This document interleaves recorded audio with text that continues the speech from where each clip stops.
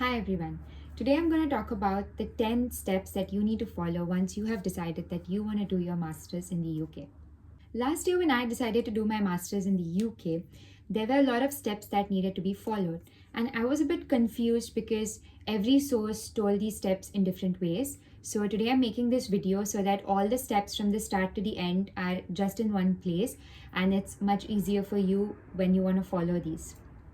So, obviously, after you've decided that you want to do your master's in the UK, the first thing that you need to do is shortlist the universities. I've already made a video on how you should shortlist universities and what is the best approach according to me.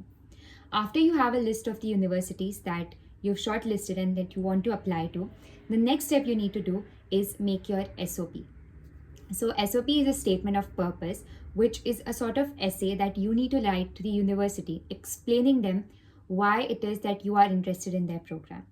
So, what I would recommend is after you have shortlisted your universities, write a different SOP for each one of them. At least that's what I did in my case, and I believe that is what helped me to get into every single university that I applied to.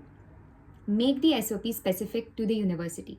So, research on it and make sure you write at least a sentence about why you want to choose that university. It needs to be really specific to that university. For example, a particular module that you're interested in, or a particular professor that teaches at the university.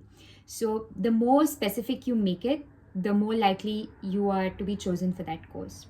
So, after you have your SOPs ready for the universities you want to apply to, the next step that you need to do is make your LOR, which is a letter of recommendation. So, you can get a letter of recommendation either from your educational institution or from the place you have worked at. From what I have read and heard, you need to produce a letter of recommendation from your workplace only if you have more than 2 to 3 years of experience. If you have anything below 3 years of experience, you can get LOR from your academic institution. 2 is a good number of LOR that you need to have with yourself. Make sure you get it from the HODs of your departments that you studied at, or try to get it from someone who taught you a module in which you got really good grades, because that would help better. You can approach your professors in the university and, if possible, give them the LOR on your own and tell them that, this is the format that I have written it in, and if you want any changes, I can do it, because it makes it easier for the supervisors to just sort of read it, put on their sign and stamp, and it just makes the process more faster. The next step that you need to do is actually apply to the universities. So you have shortlisted the universities, you have the SOP, you have the LOR, you have got everything you need to start applying. Then you need to start applying to these universities. Be really careful and take your time when you apply to them. Don't be in a hurry to finish off the applications, because remember, the quality is more important than the quantity of universities you're applying to.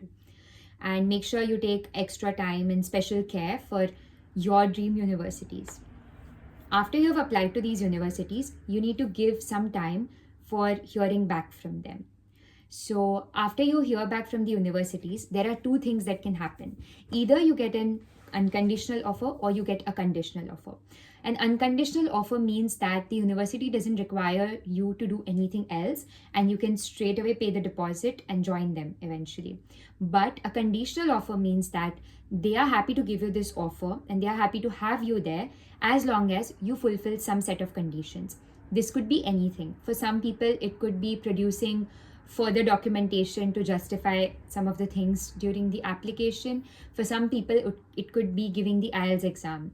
So in my case, I applied to the University of Warwick, which was my first priority, and I got a conditional offer in which they said that they are happy to give me this offer as long as I give the IELTS exam and I get a certain number of band in the exam. So after they have given you a conditional offer, they will also give you a time frame for you to fulfill those conditions.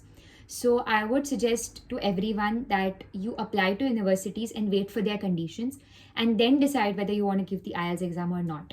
Because there are a lot of universities that don't need your IELTS and they'll give you admission on the basis of your 12th grade marks that you've gotten, or some other examinations or qualifications. So it's better that you do not invest your time and money into the IELTS exam when it might not even be needed, because once you get the conditional offer, you will have sufficient time to prepare and give the IELTS exam. So that's what you can do. You can fulfill your conditions and make sure that you get the unconditional offer letter. That is basically the fifth milestone, that you need to have the unconditional offer letter. The next milestone in the journey is paying the deposit for the university. So now that you have gotten into the university and you have an unconditional offer, you need to pay the deposit so that you secure your position at the university. Once you've paid your deposit, the university is basically secure for you and nobody can now take your place. So the next thing that you have to look into is your accommodation, because that is something that you need to sort right away before you come to the UK. So you will have various options for booking your accommodation. It can either be through different websites such as amber.com, uniacco.com, etc. In my case, I had used uniacco.com and my experience with them was quite good. So you can either use those or you can choose to opt for university accommodation. It's totally up to you. So you can check out your options and book your accommodation as soon as possible. The next step is to give the TB test. So it is a mandatory requirement before coming to the UK that you need to give the TB test before you apply for your visa. So you need to find your nearest clinic, go and do the TB test. Once you have your results, you will then eventually get a CAS from the university. So the CAS would sort of be like your ninth milestone in the journey. Once you have all these documents ready, your TB test, your unconditional offer, and your CAS from the university, you are now okay to apply for a visa. So make sure you apply for a UK visa beforehand, because things could go wrong and things could take time. So it will be better if you're always well prepared and more cautious about the things you do. So apply for a UK visa beforehand, and once you have your UK visa, that is all. You just have to book your flight and come to the UK. So this, according to me, are the 10 major milestones that you have to cross or sort of achieve before you can come to the UK. Now, this information is out there, but it's quite random. So I hope that this video helps you have all the things you need to do in just one go, and sort of like small check boxes that you need to fulfill step by step so that you can make it to the UK.